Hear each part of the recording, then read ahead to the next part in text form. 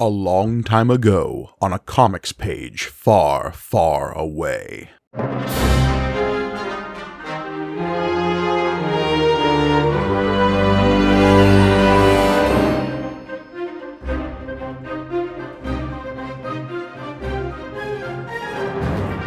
Greetings and welcome to May the Panel Be With You, the Star Wars comic book show brought to you by the Punch Up Entertainment Network. I am your humble host, Mike Gargoni, and joining me, as always, the T-16 back home to my womp rat nest dug deep into Beggar's Canyon, it's John Campbell. Hello, everybody. Oh, yes, man. Back to Tatooine, the center of the Star Wars universe. All things matter most on this planet is what I have been taught. I mean, look, people make that joke a lot, especially these days when we keep going back to Tatooine. Because once, it's one thing. We know that's where Luke came from. We know that's where Anakin ultimately leads back to. So when you get the prequels, with the original movies, you're going like, okay, well, yeah, there's a Skywalker connection here.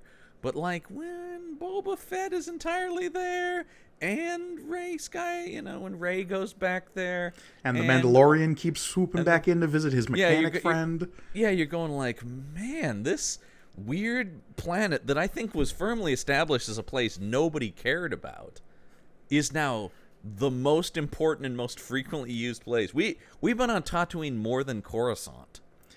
I look at it like the Smallville of Star Wars, right? Oh, like, there you go. Everyone calls it the insignificant backwater, but it is the origin point for one of the most important characters in the canon, so it's true. Can't be ignored. And I can't wait for the CW series Tatooine. Look, it's gonna star those Vespa riders from Book of Boba Fett, and we're all gonna watch it. A lot of people were like, "There's your backdoor pilot for the teen show." I mean, I have heard a lot of. I don't know if it was an actual pitch, but I have heard at least a mock pitch of Tashi Station, the teen drama. Gotta get those power converters. Yeah, man, it's all about will they ever get those power converters?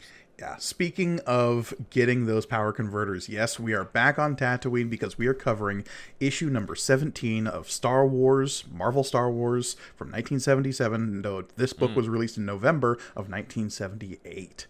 Yes. We are back in the 70s, baby, and I couldn't be enjoying it more. Actually, I could be, because Godzilla could be here, but he's not, so... I was going to say, there's a lot of comics I love from Marvel in the 70s. This is not necessarily one of them, but that's okay.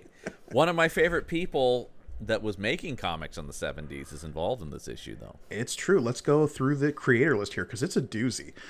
We've got writing still Archie Goodwin, though guest plotter, we have Chris Claremont of Chris Claremont fame. Now, who is he? Did he do other comics? He did a few other comics, including...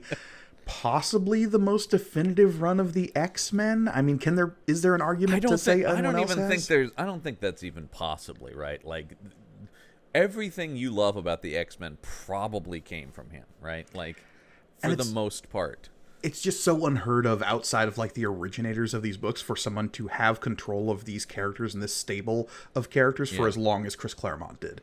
Yeah, what was it, 17 straight years on X-Men? And not just X-Men, all X books. X-Men, New Mutants, X-Force, all of it. Yeah, Excalibur, he at least launched all of those and remained the creative sort of showrunner of the X universe. Like, the whole idea that there is an X universe really starts with him. Because that's one of those things where it's like, okay, he didn't create the X-Men. Stan Lee created the X-Men. But, once again, everything you kind of know and love about the X-Men comes from him. Right. And other people originated certain characters, like Wolverine showed up in an issue of the Hulk, and that's a Len Wein creation, but once again, Wolverine used as you know him to be used is Claremont. It's that Claremont didn't write Giant Size X-Men #1, so Colossus and Storm and all those characters didn't come from him, but their characterization and what they became in the cultural awareness of the X-Men was all Claremont. Yes, exactly. And so that it's a thing where it's like, and he did a bunch of other stuff too, but really Claremont is X-Men and X-Men is Claremont. And I feel like anytime anybody takes over that book, the mission is always like, well, I want to get back to what Claremont did. And I still love the X-Men books, and I've loved individual runs of it, but I am always of the opinion you're never going to get back to that. No, and I think people who are trying to ape Claremont are doing so under the misinterpretation that you can get back to the 1980s. Right. Yeah, there's sort of a thing where it's like he was the right guy in the right time and place, right? Mm-hmm. And everybody loves those comics so much, and so it's like, I don't know, man, can I just do what Claremont did? And you're like, no. And you can feel it sometimes. You're like, you're just trying to do what Claremont did. Now, I don't know what the difference is when they talk about Archie Goodwin's the writer, Chris Claremont's the plotter. I don't really know how that creative, like what they did, broke down there. Well, let's get into the rest of our creative team here, and maybe we can make some sense of this, because we've got Herb Trimpe on pencils, we've got Al Milgram on inks, we've got Mary Severin on colors, and Rick Parker on letters. Now, a lot of those names will be familiar to people who've read X-Men or just Marvel comics of this time as well. We've said some of their names in the past. Herb Trimpe specifically did a ton of work for Marvel all through the 70s and 80s. He was just a workhorse of a guy. In fact, at the same time, he's drawing the monthly Godzilla comic for Marvel. And he does a lot of stuff with Claremont, specifically the Captain Britain stuff and things like that is a lot of Claremont team up stuff. So Al Milgram, also an artist of Marvel fame, starting obviously on inks here, but like he's done a ton of pencils as well. Yeah, and we've talked about Marie Severin before, but Marie Severin also becomes a huge force in Marvel. Mm-hmm. So I mean, there's some real top talent, and of course, little old Jimmy Shooter still consulting on this. Jimmy Shoots. So how I think this worked, if I had to guess based on the credits as presented here, a plotter, I would assume, if we stick to the traditional Marvel style of writer writes an outline, hands it over to the artist does all of the panel layouts and arts, and then brings it back to the writer and they fill in the dialogue. I'm guessing Claremont did the first bit and Goodwin came in with the second bit for dialogue. That's just a guess on my part, though. That could be. I mean, there is a different, I will say, and I don't know, I mean, I certainly see Claremont's name at the front of this when I open it, so, or swipe my finger across the screen more accurately. But there's a different feel to this, I feel like, than the other things, and I don't know if that's some of me putting that on there, but there is a Claremontian sheen on this. The phrase I like to use is purple prose. It's something to describe the flowery, over-verbose language that comic book writers of a certain era, specifically the 70s and 80s, really got into. And what set Claremont apart from all of his contemporaries is, and we saw this explicitly with Roy Thomas at the beginning of this run, is that some writers used it to just reiterate what you were already seeing on the page via the art, and it basically was just added words for words' sake. Whereas someone like Claremont was using it to embellish internal monologues, to reestablish themes, and like really, really digging into the vibe of what they're trying to get across on the page. And so it, most of the time, enhanced the comic book experience as opposed to just doubling down on what you were already experiencing. That's it exactly. He did it better than anybody else. Like, he did it in a way where, yes, it was additive, not... He's the only guy when I read... You know, we ragged on Roy Thomas, who's obviously a legend, but there was a lot of like, oh, come on, Roy Thomas. When Claremont did it, though, I was never like, oh, God, Claremont with the X-Men stuff. It's always like, ooh, that is insight into what Cyclops is thinking right now.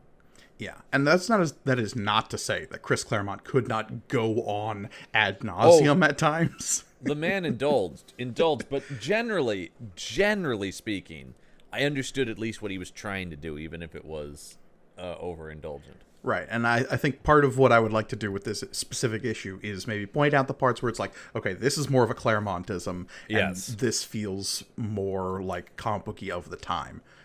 Yeah. Because let's look at this right away with this cover here, promising so much action, and also I feel like it's almost like, hey, sorry kids, your hero Luke Skywalker kind of hasn't been in this book, so let's give a whole Luke Skywalker issue. But because we can't progress the story too much, it is going to be a flashback. It's going to be a flashback that will establish almost everything we already knew about him. Yeah, and basically...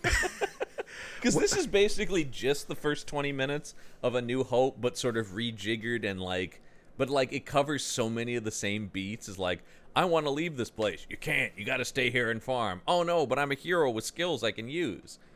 Yeah, and it's also like setting up little bits and pieces that would become relevant in the shooting script and deleted scenes of A New Hope, but weren't actually impactful on the movie itself. Latching so onto like a one-off line about I used to shoot, womp rats with my T-16 or whatever, and you're like, yeah, okay, well, it's like, somebody goes, oh, that could be a whole issue of a comic, that one Luke line, I used to bullseye womp rats. Save your comments. Speaking of T-16s, we get them featured prominently here on this cover. We've got an action pose of Luke. We've got some Tusken Raiders threatening. We've got some Jawas in the distance. We've got a crashed land speeder and some T-16s shooting past him in the background. Now, the T-16 is interesting because I believe the only time we actually see it in a movie is just the model of it, right? That Luke has. In A New Hope, yes. Yeah. And later on in the Obi-Wan series, when we get back to the Lars farmstead, we'll see it parked inside like one of their little pit holes. But yeah, for the most part. It's a thing we more know about than really ever had like a big moment in any of the movies. No, the T-16 Skyhopper was something we'd just been told that Luke... It was basically like the tractor of like flying starships. Yeah, and that's kind of why I think there's not a lot of big action built around it in anything, because you're like, well, it's a functional device for the planet of Tatooine. Yeah, you weren't going to break orbit in a T-16 Skyhopper. No. It's called a Skyhopper, not a Starhopper, which true. Is apparently what you call people in this world. Yeah, that's a totally different thing. I do want to note that, like, why is Luke carrying Han's blaster in this cover here? Yeah, absolutely clock that as well. That is not a Luke Skywalker weapon. I don't know. They just have that. Also, this weird pose that he's doing. What's his other hand doing? Why is his other hand like a claw? That's classic, like, pulp hero action pose. Basically, every other comic featuring a space adventurer would have this pose. It's a very Flash Gordon-y pose. Yeah. There's no question. Flash Gordon, John Carter, like, they'd all have this pose. Well, I bet. And George Lucas didn't know anything about those. Obviously, he was not greatly inspired by that. Yeah, he never read Dune. All right, not once, not ever. Love Lucas, but there's no question the man took a lot of influence from places. And what Kurosawa movies? Who? Yeah. Hey, at least he never goes like the James Cameron route of like, I'm only ever inspired by myself. No, he's always been like, I took all the things that both Star Wars and Indiana Jones are like, all the things I saw as a kid went into my brain and got filtered through the, Mm-hmm. No, and I have always, there's way less ego on Lucas than Cameron, which is why I have a much more, as much as I can be like, okay, whatever. By the way, are you seeing the artist credit on this cover? The Cockrum? Yeah. Yeah, Dave Cockrum, who's at this point already a legendary X-Men artist working with Claremont. So pretty good. And I think that's Don McLeod doing the inks or colors there too, who goes on to do a lot of stuff at. So they pretty good, man. There's a lot of big Marvel talent on this one weird one-off issue. Yeah, and you know what? It shows. Like compared to some of the other issues we've been reading recently. Let's get into this first page. Here we go. I mean, I will say it's a little hyperbolic with the title. Crucible. In this weird, like, Conan font. It was an age of darkness, an age of myth. Dun, dun, dun, dun, dun. Dun, dun, dun, dun, dun. And you're just going like, whoa. Especially for, like, it's kind of a fun little adventure story about something that happened to him back on Tatooine. Crucible. Right. This is not a Darth Vader story? No. No. And, like, I understand what it's going for. Like, the whole point of this story is that, like, Luke is passing some personal test before the events of the Star Wars. And I'm not even questioning the title as much as I'm questioning the presentation of it. Yeah. No, it's the lettering and the font that we have problems with. My God. So here we've got Luke Skywalker at the controls of, I'm going to say, the best rendered image we've seen of the Millennium Falcon cockpit. Yeah, and it's weird. I was trying to think, looking at this, do we ever see it from the outside looking straight through to the other side? Usually the camera, quote unquote, No. is like inside the cockpit, and if we're seeing out the window, it's from the side of Yeah. one of the characters. I don't think we've ever seen like directly straight through it. Not that I can It's recall. really cool to see. It really gives it a sense of realism in a way, right? Where you're going like, oh, this is an enclosed space inside of this ship, and outside of it is the openness of space. It looks cool, man. Yeah, no. And like obviously there's like little nitpicky details of like where are the seats behind the seats, but whatever. Where's that? Why is the floor yellow? Yeah.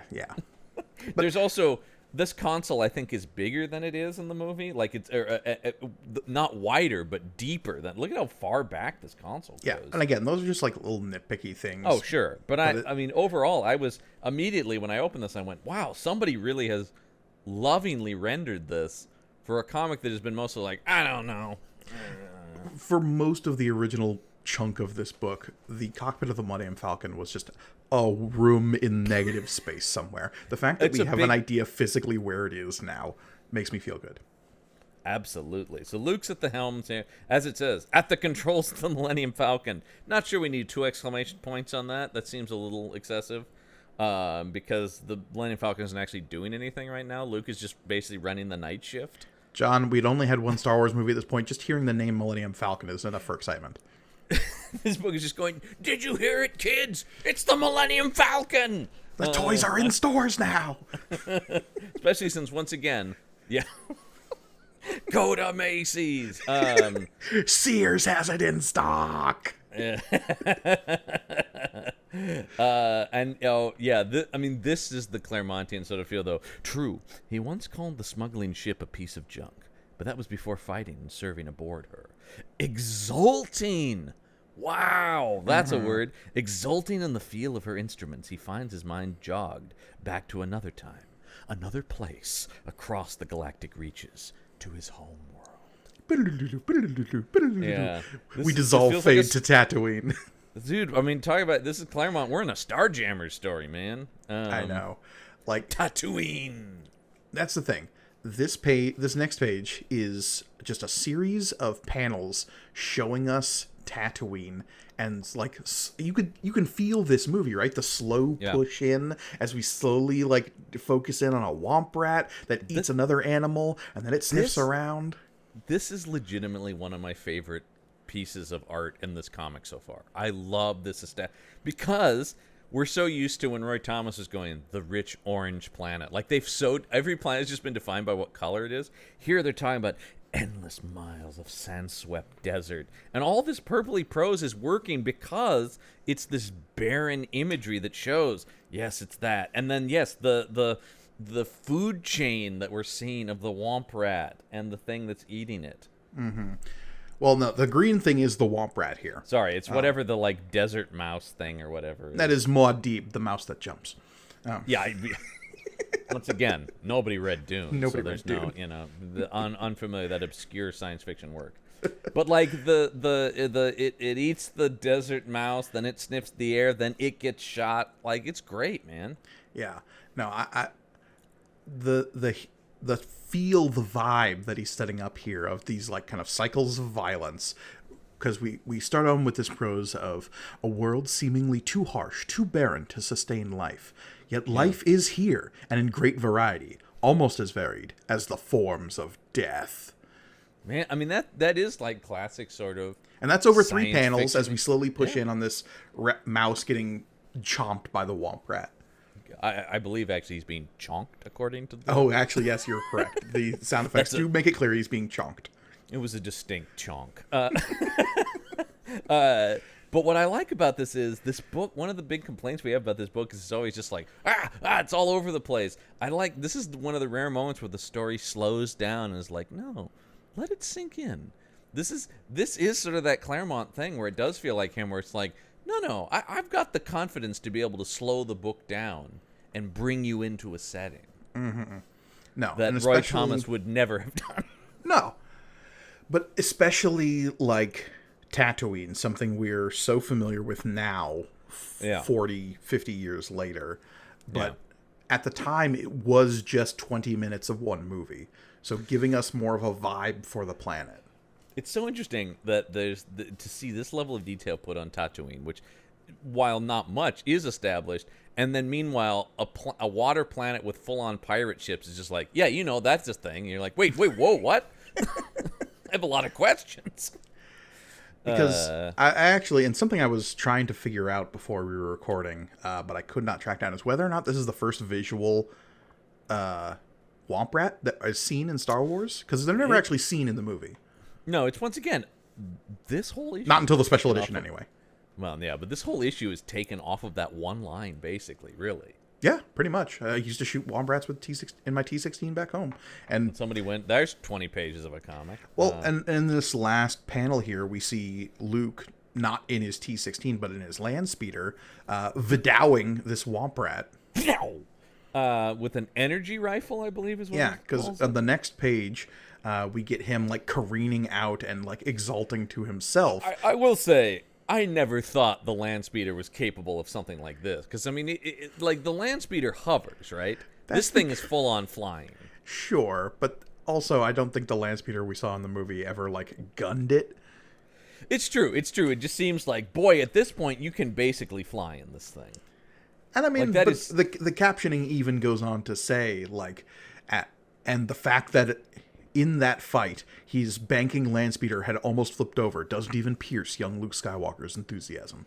This is true. This is true, and this is definitely reminds me of me with my toy land speeder having it no longer follow whatever rules the movie had. Because in the movie, it was wheels that they used Vaseline on the lens to fudge out to make it look like it was hovering. Don't ruin the magic for people, Gergen. Yes, it was, though. Which, actually, was a pretty good effect. Yeah, I made it look like a weird, like, hovering pad underneath it, yeah. It did. It was pretty cool. But, yeah, so Luke Skywalker is pretty psychotic here, right? I mean... Well, because he's all happy that he's just like, hey, I just shot a Womp Rat one-handed with my power rifle while also flying this land speeder. Thank God no one was around, because this is crazy, reckless behavior. He's one-handing a rifle while steering dangerously this land speeder. I actually think this is some great characterization, because you're talking about a kid who was raised on, like, an exceptionally rural farm, and what are they doing to pass the time? It's doing weird, dangerous shit, and if it happens to also, like, kill Womp Rats who are chewing on power converters, then great. It's very much what Lucas was writing about, right? I mean, because Luke Skywalker on Tatooine is very much based on bored George Lucas growing up in Modesto, California, and hot rodding. Mm-hmm. That was very much his sort of thing, which is, very faithfully represented in the movie American Graffiti, about kids with souped-up cars and nowhere to go. Mm-hmm. I mean, there's a thousand stories of like kids going off into the woods and doing shit because they're bored. Like, that's half the Amblin film. I just want to point people towards American Graffiti. I mean, everybody always talks about Star Wars. Sure. American Graffiti is a great movie. That is, and there's some DNA of Star Wars in it, even though it's not a sci-fi movie. He does. He is. God, he's happy about this though. You won't be 9 on any. I do have a lot of questions about moisture farming because we get a lot more talk about it here. Your vaporator cables. Vaporator is a great sci-fi word. I'm pretty sure I know the mechanics of this. I will explain if you want me to, John. Well, all right. Yeah, this is like, I'm going to end up with half the episode's going to be this event. Can you give us a succinct as possible explanation of moisture farming? Okay. Tatooine, desert planet, right? Yeah. The only moisture, and actually Dune goes into this mechanically a lot more, honestly. Yes. Of course. The best way to capture water in this ecosystem is with the condensation that happens via, like, the dew cycle, right? Right, yes. So what a moisture farmer does is they have these evaporators that are collecting dew and condensation on these big machines that are spread out over the course of a field that then funnel into these evaporators that turn it into liquid water and then funnel that into cisterns somewhere else on the farm. Yes. That's moisture farming. Yeah, I mean, then that makes complete sense. But, so and when a Womp Rat is gnawing on an evaporator cable, they're like trying to get at the water inside. Right. And that's obviously bad news. That's bad for business. Absolutely. Now, yeah. We get a brief little bit of the Tusken Raiders here at the bottom of the page. I do love this further captions down at the bottom here. Satisfied, Luke steers toward home, unaware that his every movement has been observed. These watchers, too, seem satisfied. Tatooine's life-death cycle extends no further, for now. And I like the silhouetted image of the Tusken Raiders on the bantha. Like that's a little bit more artistic without being without being like, whenever this book gets artistic, it really wants to let you know that it's artistic. That's just kind of nice, and it creates this, once again, this vibe to Tatooine, the harsh sun, which makes the silhouettes of, if we are looking at this through a camera, we would not be able to make out anything other than the shapes of these guys. It's supposed to be this Lawrence of Arabia grand, vista.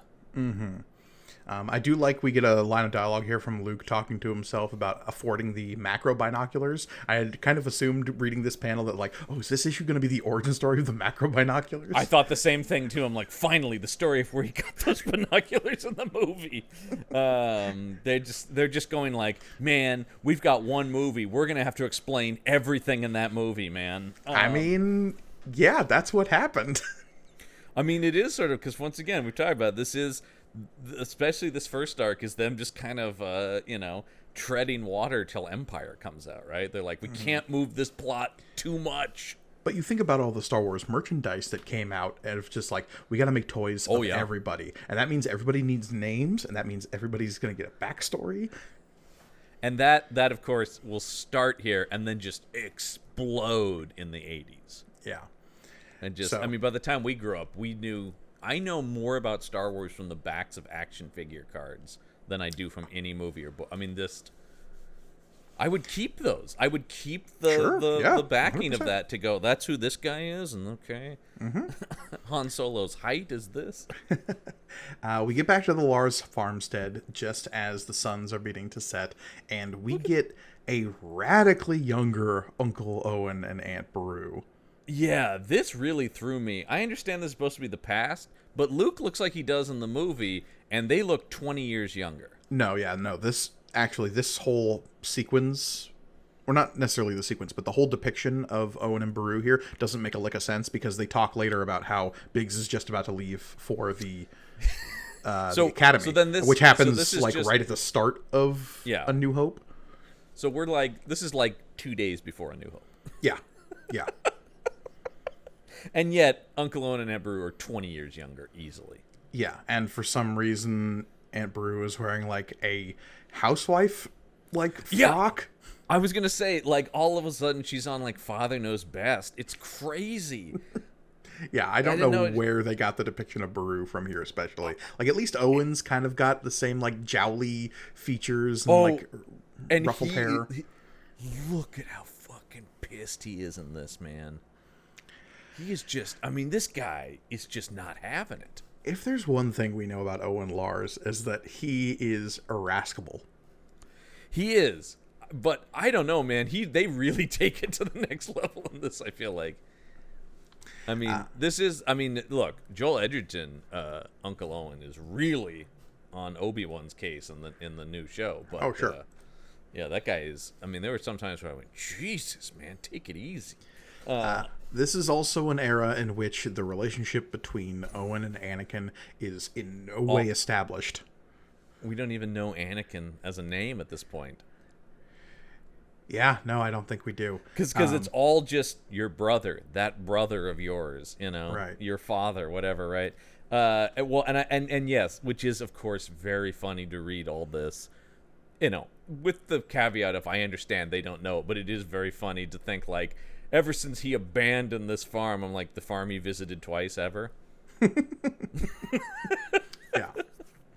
Also, correct me if I'm wrong, but I'm pretty sure Owen isn't actually related to Anakin in any way, shape, or form, because he's from a previous marriage of... He is the stepbrother, because his father marries Shmi Skywalker. Right. Between episodes 1 and 2, and Owen is just already his son. Yeah, that's what I thought. So, like Anakin and Owen cross paths for less than 24 hours entirely. And in that time, Anakin slaughters an entire village of Tusken Yeah, Raiders. yeah. They have no relationship at all. Effectively. My headcanon was always that, like, Shmi talked about her son a lot, and that Anakin was sort of like a local celebrity because of the whole Boonta Eve thing. Well, and it actually makes sense that Owen is so down on him because he only does have this, like, I heard this guy was great, then he ended up being a bastard. And so that's why Luke, don't even bother talking about him. Yeah. Like, that does make sense. But here it's like, my beloved brother who left me here to run our family moisture farm. Well, because in this page we have Luke basically asking if he can go to a party because Biggs is leaving for the academy. Come on, guys. They're throwing a real rager for Biggs. No. He doesn't even say rager because he actually explicitly leaves out the details of this party. Yes. Biggs Darklighter. I also love the idea of they wouldn't know his friend Biggs. He goes, Biggs Darklighter? Oh, that Biggs. Well, there's Biggs Darklighter, there's Biggs Flatrunner, there's Biggs Rock Wielder. Like, which there's Biggs? like 1,000 Is that the Biggs good running Biggs? around We don't like that Tatooine these Biggs.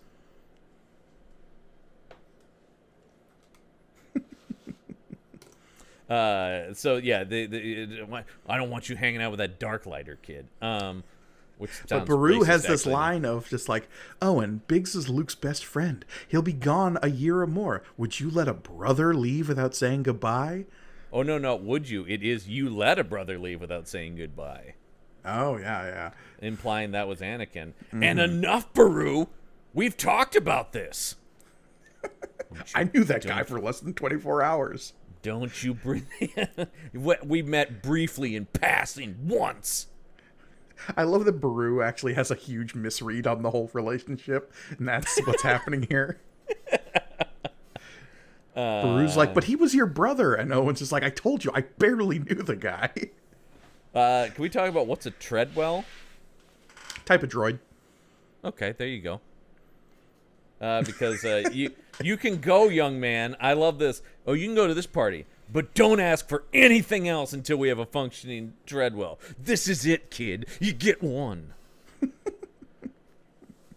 Oh, they won't, sir. By the way, does he call him sir? This seems more like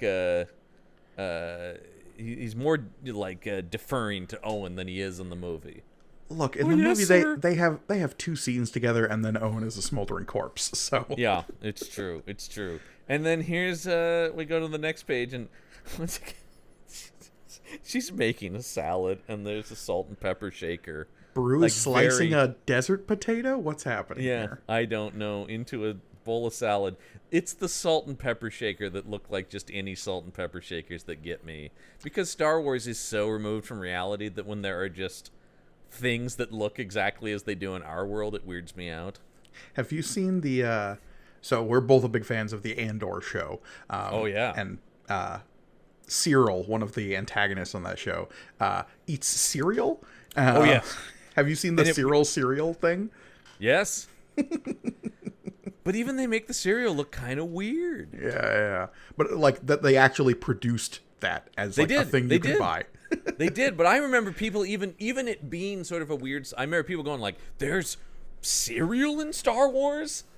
Like, even that still weirded some people out. But I am glad they made that cereal. Oh, we'll talk about, like, weird things that just happen to be in Star Wars in this issue, too. Because Salt and Pepper Shakers is definitely right up there. But, yes, we get a romance comic and Beru here. Yeah, man. Talking about how, like, oh, Luke, don't blame your uncle. He loves you in his own gruff way. And just, Here's a question. Or here's the thing. This is my big theory.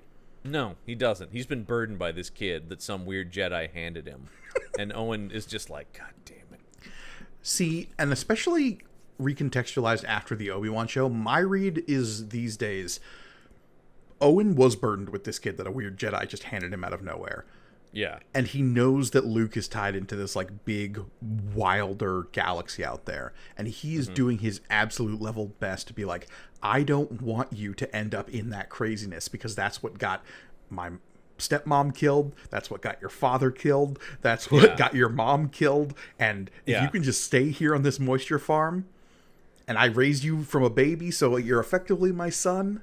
He has the opposite of the Jonathan Kent approach of like, someday you will do something great, but not now. He's like, you will never do anything great, and that is my job to make sure of that. I need to make sure you never achieve greatness, because greatness equals heartache and complications in your life that you don't need. The last time one of these fucking Skywalkers embraced his destiny, he took over the galaxy, man. Look, one Skywalker got off Tatooine once, and the whole galaxy was ruined for 100 years. So we need to keep these Skywalkers in their place, all right? We can't have this one getting a big head, too. And so, yeah, there is the line from Beru here where he goes, perhaps Owen just depended too much on your father staying with him on the farm. Once again, of course, we don't know that, but it is just very funny to read going, he was never on this farm. He has no connection to this farm. I like to imagine that, like, Anakin showed up that one day, and he was like, oh, great, somebody else to help on the farm. Oh, and he's leaving. Oh, what is... Because, I mean, really, if you watch... it's been a little while since I've watched Attack of the Clones. That is definitely my least watched prequel, that's for sure. Yeah. But, like, it's pretty quick from, like, he arrives, Shmi's missing, he's out tracking down Tusken Raiders. He's not even there, like, an hour, probably, at that farm. I think Owen and Beru spend more time with Padme than they do Anakin. Absolutely. They definitely do. And then Anakin confesses committing genocide to her, and she's like, we all make mistakes. Padme rolls with a confession of genocide so well in that movie. I don't think well is the word to use there. I think, like, revealing underlying psychological trauma of Padme Amidala is what's happening there. Yeah, because she's just like, oh, no, that's terrible. In his own gruff way, I do like that. And then, of course, I mean, this is where we're getting into, like, this is all the stuff from the movie, right? Mm-hmm. There's part of me that feels like there should be more. Maybe I'm just afraid to grow up as a weird, to face responsibility like Uncle Owen. I mean, I guess that's any kid, especially if this gruff Uncle Owen is your father figure, going like, I don't want to be that guy.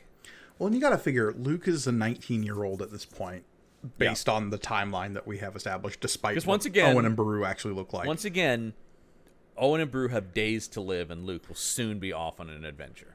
Right. And so, but like any 18, 19-year-old, he's confronting this idea of just like, am I destined to become my surroundings, right? And just like roll into the lifestyle that I've seen for my entire life, or are the daydreams I have something I can actually achieve? Right, and we're recovering that ground here because once again, he's literally about to have a New Hope happen. So of course he's feeling that because we're just rolling right into that. And then here we've got him in the garage messing with his dad's car, basically, right? But I think Claremont really I think he underlines this whole idea, though, when he brings in the captioning that says, it doesn't occur to Luke that he might not come back from a wreck. He is young. His own mortality seems a distant thing. So it's like Luke is dreaming these big dreams, but like, unlike Owen, he's not thinking about this bigger danger that might exist in seizing one's destiny. Because that's the thing where it's like, he doesn't, when he might not come back, it's a great Claremont thing, right? Where it's like Luke is saying, Owen will be upset if I wreck this, and then Claremont's narration goes, or you could die, Luke. Have you considered that? And it's like, nah. One of my favorite things about Claremont narration is how it almost has like a confrontational air towards their protagonists a lot of times. But don't jump too quick, Cyclops. Like there is sort of that kind of stuff, right? Yeah. Scott Summers, this poor deluded fool, abandoned his wife Madeline Pryor, and now he reaps the consequences. It's just going, will you look at this dumb bastard right here? Then, okay, this is the weirdest part of the comic, right? Oh, Luke's fantasy sequence? Because, he squints his eyes, grips the controls, and ceases to be Luke Skywalker, Tatooine farm boy. And in his mind's dreaming eye, he is Commander Luke Skywalker, leading a flight of starfighters into combat. But they're, like, made-up starfighters? It's like a Flash Gordon sequence. Yeah, it's Battlestar Galactica. Those are Vipers. They really do look like vipers, yeah. Which, by the way, the makers of Battlestar Galactica never saw Star Wars. So No, not once. No, totally new thing. But the thing about this that just gets me is like, he lives in a world where space fighters exist. So wouldn't you be imagining yourself in an X-wing or something you know about? Or to be fair, like X-wings are just like what the rebellion had on hand. There's lots of different types of fighters out there. There are lots of different types of fighters. What I'm saying is they're not these that we ever see. These look like jet planes. And then, because he's a 19-year-old boy, this fantasy quickly turns sexual. Yeah, he has this fantasy sequence of him, like, stopping a slaver ship, and then one of the pretty slave girls is super appreciative of his rescue. And it's just violence and sex, man. He's 19 years old. Like, that's all that is. Yeah. It is crazy to think about. Luke is 19 in that first movie. He matures so fast as a result of the events of the Star Wars movies. Well, it really does help that... this is going to sound terrible. Mark Hamill's car accident really did age up him as a person and him as a character. If you think about, he's 19 in the first movie, and he's what, 23, 24 maybe by the time you get to Return of the Jedi? I think, yeah, something like that. But he's still so young, but he's just like, now it's like, I'm a wizened badass. Well, because he lived through a war. Yeah, it is. Yeah, I guess it is kind of that like World War II thing where it's like those guys they were just different because of that experience. Yeah, exactly. They were made of different stuff. You look at pictures of Barack Obama before he was president and after he was president, and people love that. Have you the seen shocking difference? The promo poster for the new season of Last Week Tonight with John Oliver, which is him from the first season. Sitting next to him now, looking gray-haired and haggard. Oh, no. It's very funny, and he's just like... I haven't. Same thing. But yeah, it's very funny.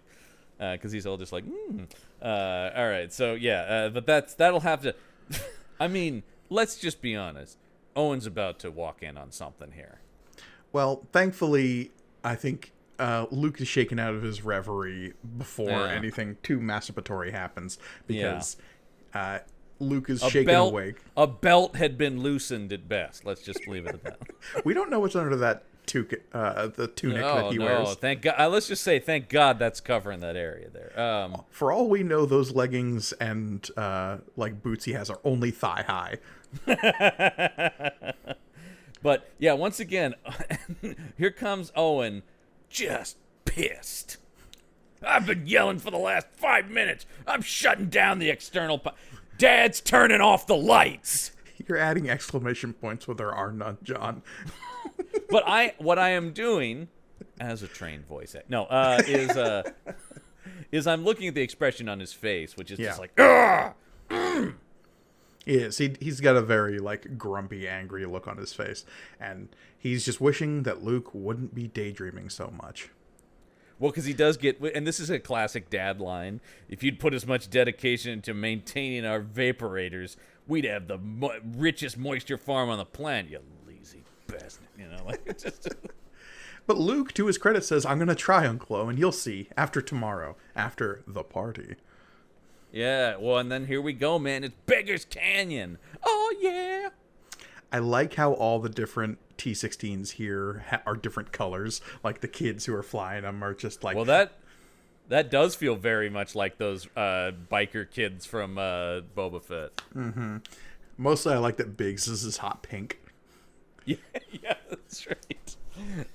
But I do love the line, if any adult on Tatooine will tell you to avoid this twisting, mild, deep testament to the power of erosion. And any teenager will tell you it's the only place on a dull backwater world to find a few thrills. I love the phrase, mild, deep testament to the power of erosion to describe a canyon. That's Claremont, right? Like that, that's so... Yes. That's so... It's great because it's such a needlessly complex description, but it's great. Like, I love that. You're just like, there's no reason to... Who would ever describe something as that? But it's so awesome.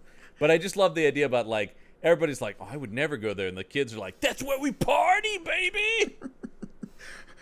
all the grown-ups are like, that hill's really steep. I hate that hill. All the kids are like, it's the best hill to ride our skateboards down. Hell yeah, man! And if you don't mind risking the family skyhopper, I mean, this is full-on American Graffiti at this point, right? Where it's like, we got the car for the night, and we're gonna go race it. Mm-hmm.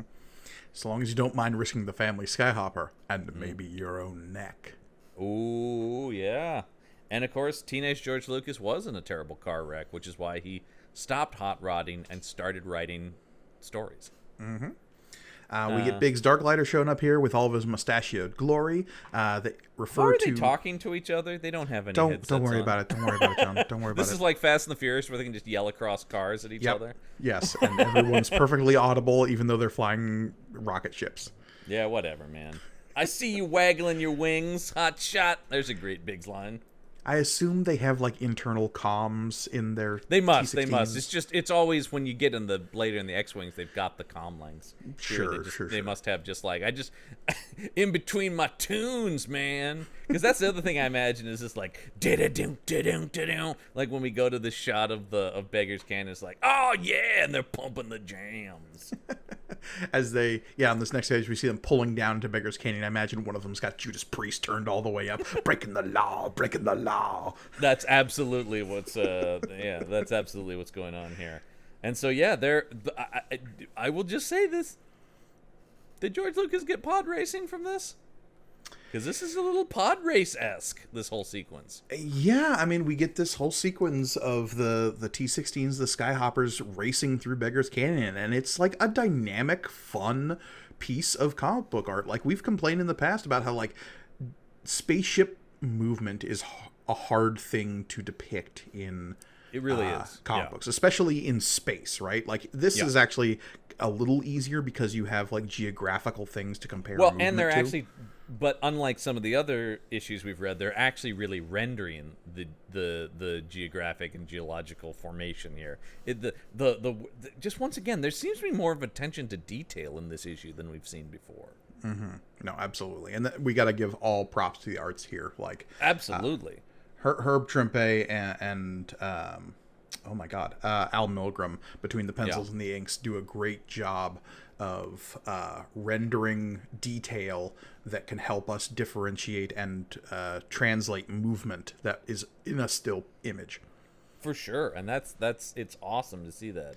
I love all the shadow. The inking is great here. All the shadow work that is, once again, if we're going into a canyon on a planet with two suns, then there's a lot of sun but shadow.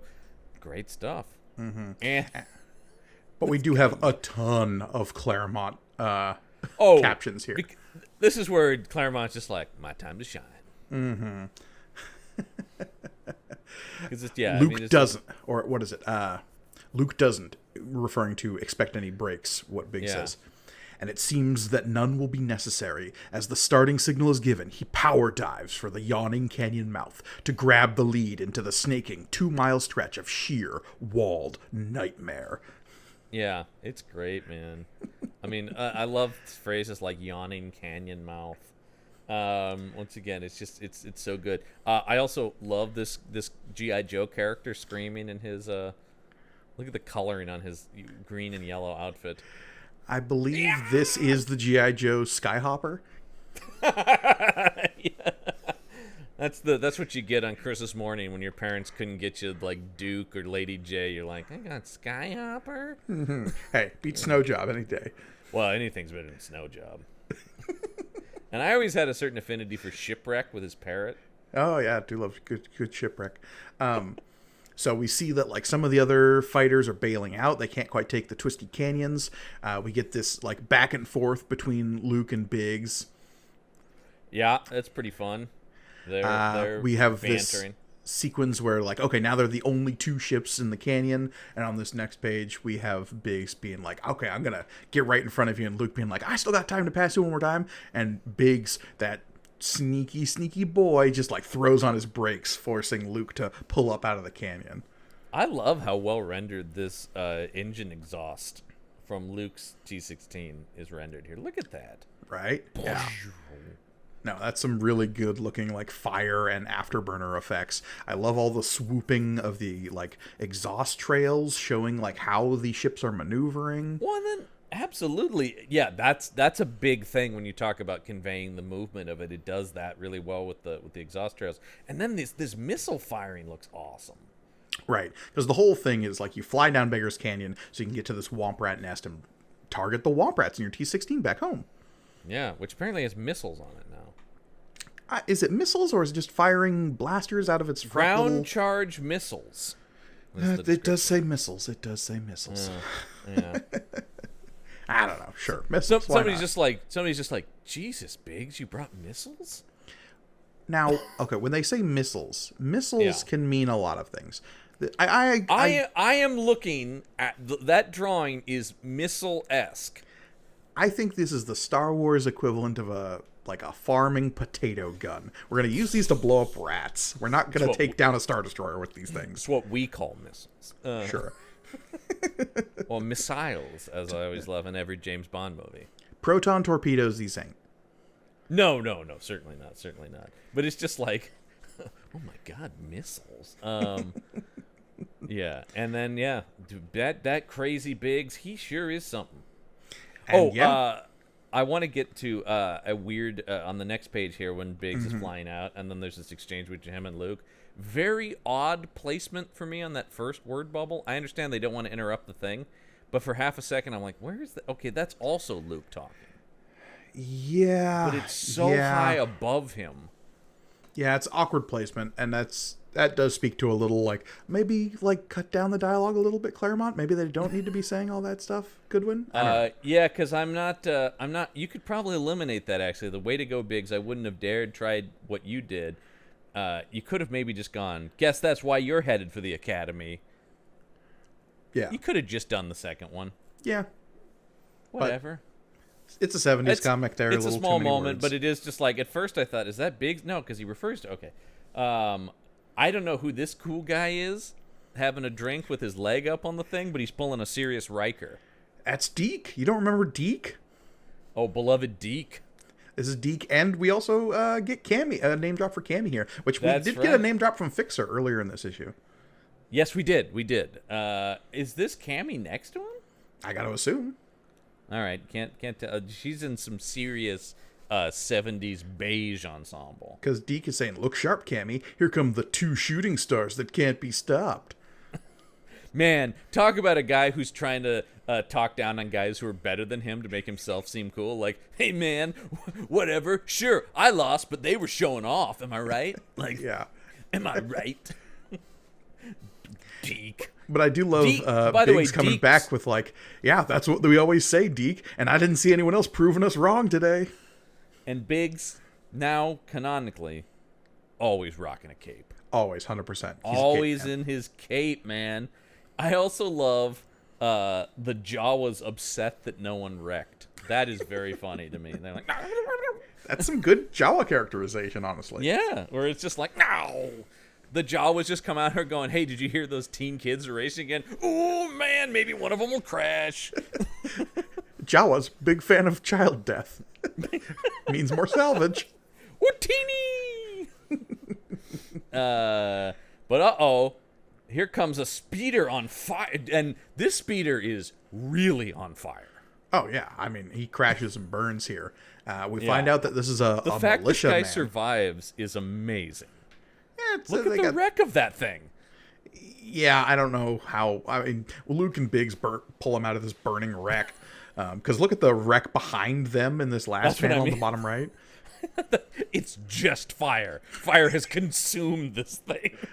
And he's like, no, I'm all right, man. Yeah, militia scout. Now, this is interesting. This opens the door to Tatooine militia.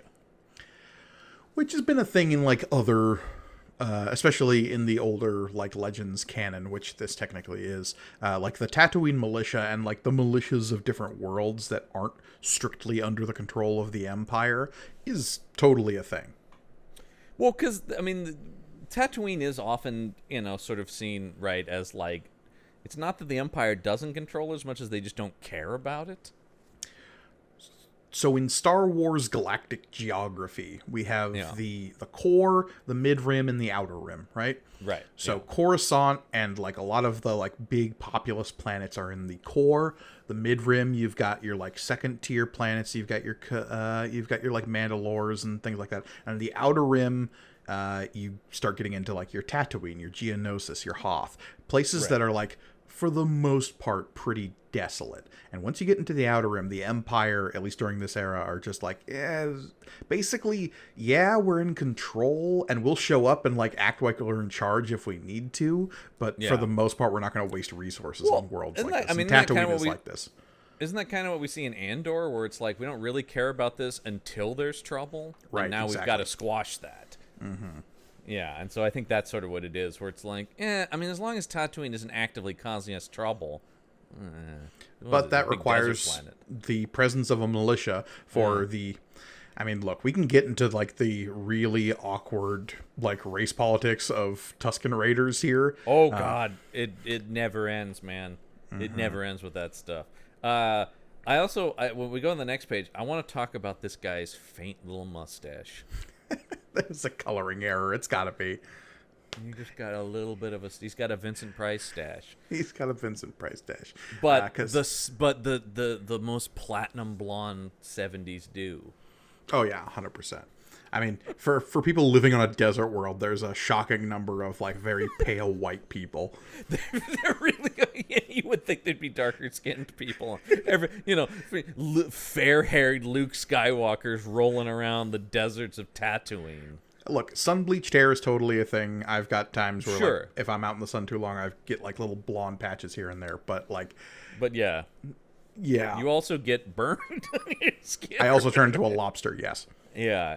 Hey, man, we're Pacific Northwest people. We don't... Sun? That's the wet stuff that falls from the sky, right? That's sun? That's sun. Is that sun? Oh no, man, what do we got here? It's fools smuggling blasters. But now the sand people have the blasters. What we find out is that apparently there was a supply caravan that accidentally polluted a sacred well of the Tusken Raiders. Now, what those supplies were weapons and blasters. So, when the Tuskens, admittedly angry that people stumbled into their sacred water pool, destroyed that caravan and took all the weapons, suddenly you've got an extremely angry armed band of Tusken Raiders on the rampage. And man, are they armed, because they just take out this one T-16 with a single blaster. They fatum it good.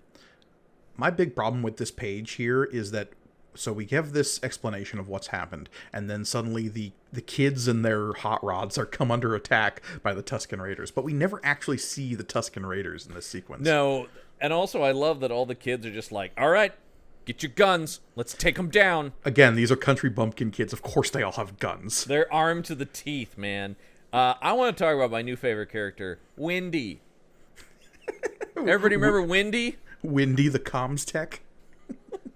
Oh, I didn't bring a gun with me, but I did bring my radio. Will that help? It's the nerd who brings the CB radio. Just think he looks cool doing it. But yeah, look, it turns out it's useful this time. Breaker 19. Come in, over. Ugh, Windy and his radio again. Jesus. Oh, God. Who told Windy we were hanging out today? Oh, God. And then, of course, he also adds nothing here because he can't use the radio. So. No, too much atmospheric interference, of course. You think this thing works, Luke? Oh, no. This is just a sad, sad ploy to have an identity. Windy the radio guy. And that's his one panel. We'll never see Windy again. I just there's some I'm like, what is this guy doing? And then when Luke called him Windy, I just laughed at that. Okay. By that time they gotta stop these things because they could make their way to anchor it. I mean, the thing is, if we don't stop them here and now, they're gonna like destroy the foundations of Tatooine, right? Like society seems to be the threat here. Well, yeah, and like the fact that at any point they can basically just like wreak havoc, assuming they have enough guns at any given point, or like really speaks to the precarious nature of the relationships between the Tusken Raiders and the people of Tatooine.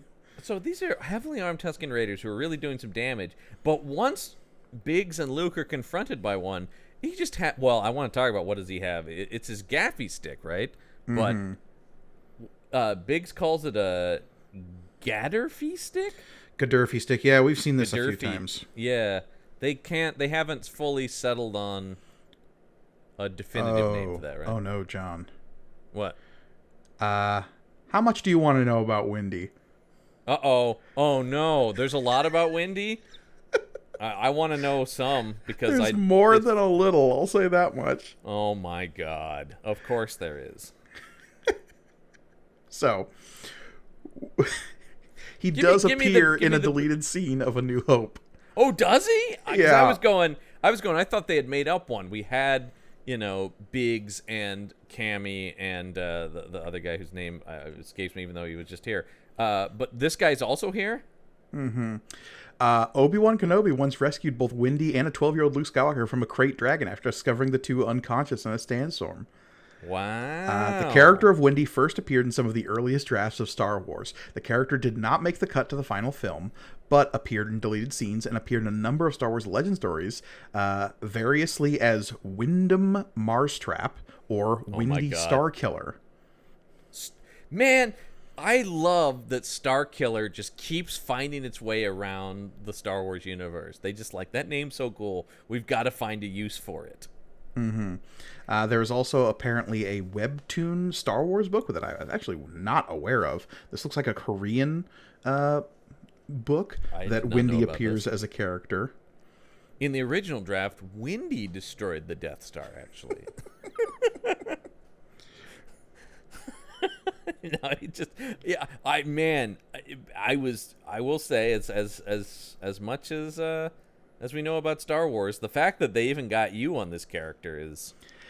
And actually, deep. I might have to update Wikipedia because they don't actually mention his appearance in this issue on Wikipedia. Oh man, you talking about the beloved Windy scene from this comic? I'm just saying, they list all of his they mentioned on the Wikipedia page they mentioned that he is mentioned in the book The Princess, the Scoundrel, and the Farm Boy. And yes, okay. If they get a mention from that book, then the fact that he appears on page should be included on the wiki. Yeah, I was gonna say this is a full-on appearance now.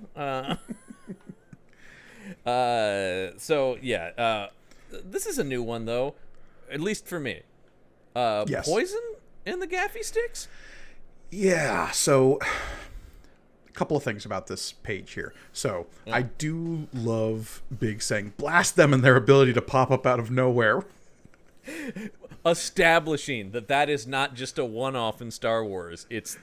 That's how they roll. Right. And no, the poison on a gaffy stick is unheard of. And calling it a Gadurfy stick is also something we've seen in this comic before and goes back and forth. I was actually reading up on this on Wikipedia yesterday. It goes back and forth between Gadurfy and Gaffy. I think we've kind of settled on Gaffy stick because Gadurfy sounds a little too close to General Gaddafi, who was a... Yeah. I'm not going to... Great guy. No. Agreed. No. Jesus. Man, Gaddafi had a lot of good points. Yes. No, he was a Libyan... Lots of things. Yeah. He was not a good guy. Not a good dude. Leave it at that. Right. But so Big Luke just blasts the shit out of this guy though. He gets a good brickow. He brickows him. Mm-hmm. And based on what I see here, his entire chest cavity was blown open probably by this. Right. But Biggs does get stabbed in the shoulder, and apparently, yes, the gaffy stick is poisoned. It's been specifically dipped in sandbat venom. Which sounds like a thing a Tusken Raider might do. I don't know. It does. It's like they didn't work hard on sandbat. It's Star Wars, John. Moving on. Some kind of sandbat. Yeah, but that's the thing I do love about names in Star Wars. Sometimes they're very elaborate, and sometimes they are extremely on the nose. Sometimes we get the Dianoga, sometimes we have sandbats. Yeah, and sometimes we have Sleazebag, the greatest named character in the history of Star Wars. Sometimes half the characters are named Starkiller. I think it's. I want to start keeping track of how many times they repurpose Starkiller because it is nonstop. It's a lot, yeah. It's crazy. And it's every generation has their. See, we read the original draft of the script too. Fuck yeah, dude. That's like one of those. Like I talk about this on all of the podcasts I do, but the commonly used nerd facts where it's like we all know it's like, did you know it was originally Luke Starkiller? Mm-hmm. Did you know yes, we all Batman know. and Superman moms have the same name? Oh, and I know a guy named Zack Snyder who knows that very well. Yeah, they start flying away. They get into the Starhopper. They got to Biggs get is him dying, to a Metadroid. Yeah. and Luke is like, "Don't worry, we'll get you home." But Biggs is like, "But if we fly over the mountains, they'll shoot us down because they have all those guns. The only way to get back in time is to use Diablo Cut." Somebody saying Diablo in Star Wars weirds me out. Yes. This is right up there with the salt and pepper shaker in terms of just like, how is the word Diablo used in any sort of context in Star Wars? Please explain that to me. This is the same thing as people who get bent out of shape when Han says, "Then I guess I'll see you in hell in Empire," and they go, "Well, what is hell in Star Wars?" Mm-hmm. You're like, well, okay, yeah, sure. But, like, Diablo takes that even further, I feel like. You're like, Diablo being the Spanish word for devil. Right. So, I mean, I'm saying that's one step removed where it's like, okay, I can understand that hell might be a ubiquitous concept that even though Han is saying hell, he may not mean the hell we know. He's sort of using it colloquially. But Bad Diablo place in the takes afterlife, yeah. Right, exactly. But Diablo takes it to, okay, that is a specific Earth language description of a mythological character. Right, yeah. It's like if a character in Star Wars was named like Hercules Jones or something. It's like, okay, we need to unpack this. Many people have brought up the twin planets of Romulus and Remus in Star Trek. Yeah, that's another great example of that. Yeah, you're like, interesting. Yeah, named after two Roman mythological figures? Okay. And believe me, I've seen some Trekkies bend over backwards going, no, that's the universal translator interpreting the names of those things for... You're like, that's a big jump, man. I could almost believe that, because we had a whole episode about how it can't do metaphors, so maybe it... I don't know, yeah. Star Trek gets away with a lot because of the universal translator logic, though. Yeah, and I love that every time they say Diablo Cut, it's all caps bolded. Yeah, so Diablo Cut is this, like, pass under the mountains to basically fly through some caves to spit you out the other side, and no one's ever flown through it and survived. Guess what? They're going to fly through it and survive because they're in A New Hope. Because it's Luke Skywalker, yeah. Yeah. So I do love this scene here of them flying through the cave, and we get these like really hard right angles, and this whole thing of just like Luke is maybe accessing some force powers here without realizing it. He's kind of like losing himself to the moment, becoming one with the ship. I do like that. That like, okay, there would have been, it's not like New Hope all of a sudden. I've never even thought, no, he would have shown abilities here and there. What I don't like is this now feels very much not like Claremont, these thought bubbles that are very on the nose. Yeah.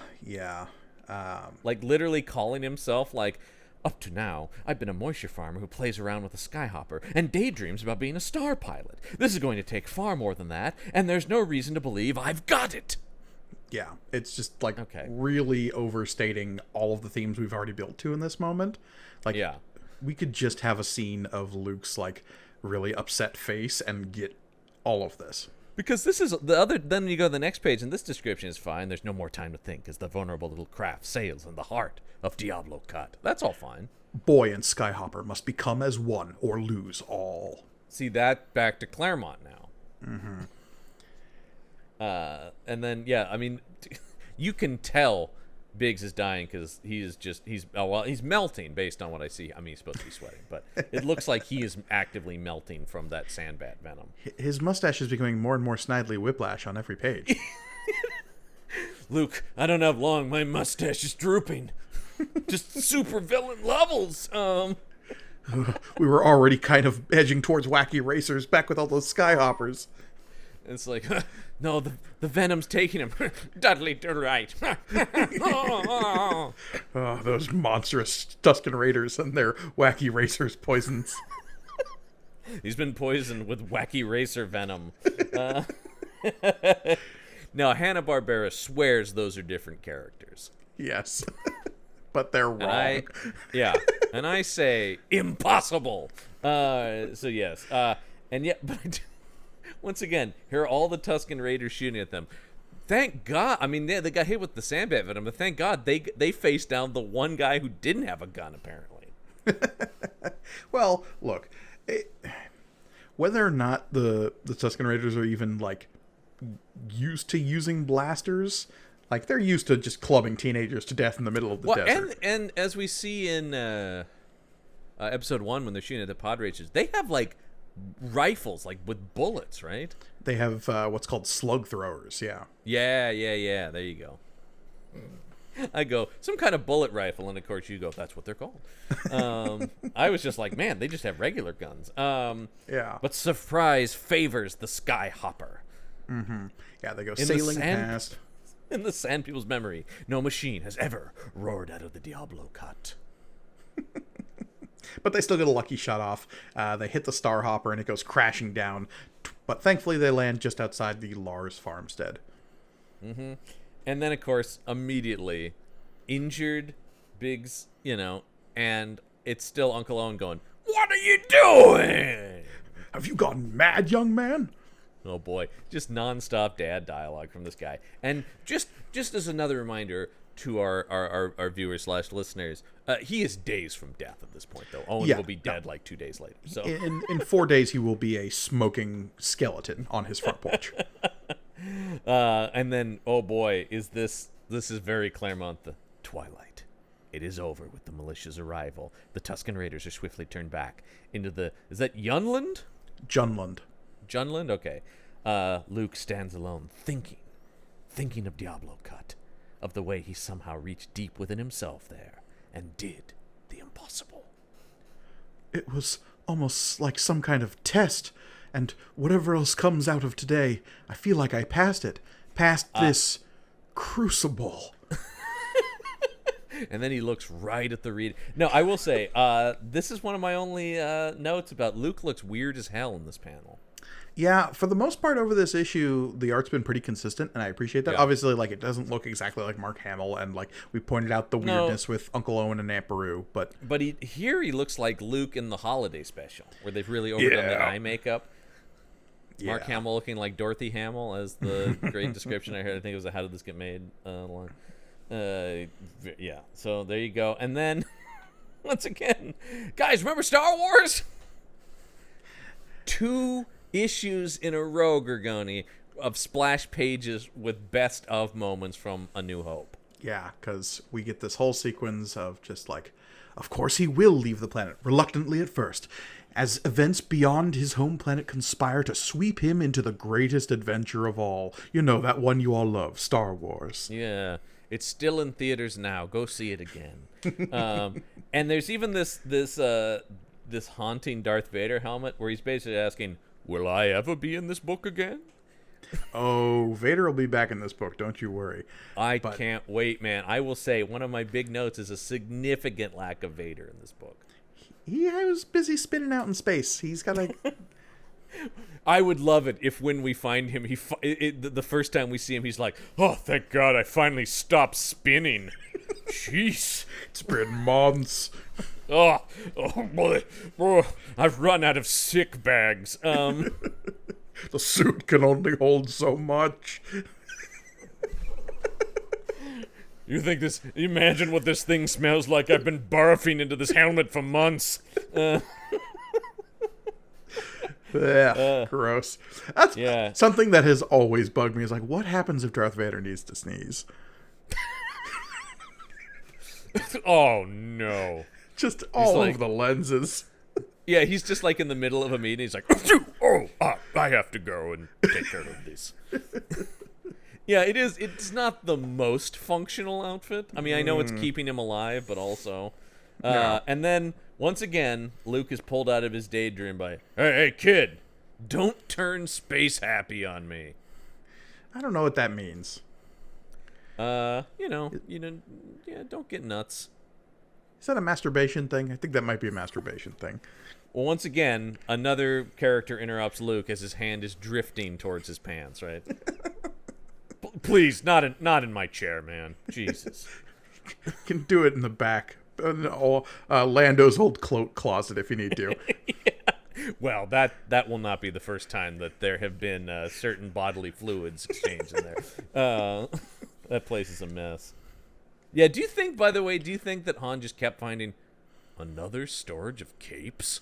Oh, yeah, 100%. 100%. Chewie, this is the third cape closet we've had to clear out. All of those smuggling compartments were really just cape storage that he ended up having to empty. Oh, for the love of God, more capes. What's Lando's mailing address again? We got to send these back to him.